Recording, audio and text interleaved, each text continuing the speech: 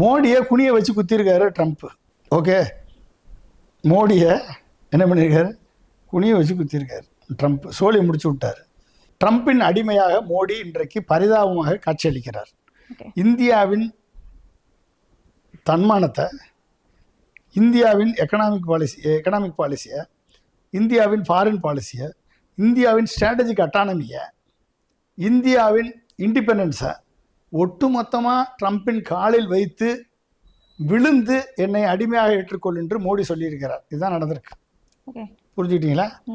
இப்படிப்பட்ட ஒரு துரோக செயலை மோடி இந்தியாவிற்கு செய்து இந்தியாவின் தேச துரோகியாக அவருக்கு ஒரு பட்டம் கொடுக்கலாம். ஓகே, அப்போ இதை செய்தது ஏன் செஞ்சாரு? அந்த கேள்விதான். அதான் கேள்வி. அந்த கேள்வி இதை செய்வதற்கு பதிலாக என்ன செஞ்சிருக்கணும் தானே கேள்வி. ஏன் இதை செஞ்சாரு? ஒரு விஸ்வகுரு, ஒரு 56 இன்ச்சு மார்புள்ளவர். ஓகே, 13 வருஷம் கடந்த 3 முறை ஆட்சிக்கு அமர்ந்தவர். மக்கள் நம்பிக்கையை பற்றி இவிஎம் மூலமாக மக்கள் நம்பிக்கையை பெற்றவர். எஸ்ஐஆர், இவிஎம், எலெக்ஷன் கமிஷன் மூலம் மக்கள் நம்பிக்கையை பெற்றவர். ஒட்டுமொத்த இந்தியாவிலும் பிஜேபி ரிட்டைன்ஜன் சர்க்கார் கொண்டு வருவதற்காக பாடுபடுகிறவர். உடையை பார்த்து இவன் யார் என்று தெரிந்து கொள் என்று முஸ்லிம்கள் மீது வெறுப்பை விதைத்தவர்.